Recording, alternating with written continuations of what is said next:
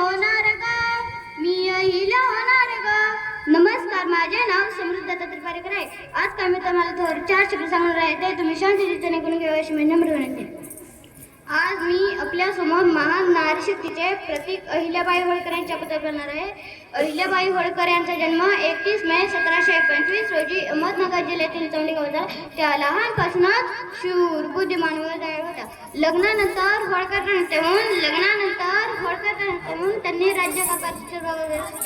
त्यांनी राज्यकारभाराची जबाबदारी स्वीकारली. पती आणि सासरे यांच्या निधनानंतर त्यांनी मालव्यातील राज्य उत्तम प्रकारे सांभाळले.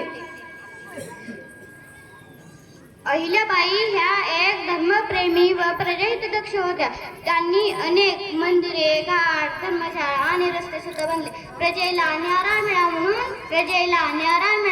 त्या नेहमी जागृत असत. एवढे बोलून मी माझे थोर 4 शब्द संपवते. जय हिंद, जय महाराष्ट्र.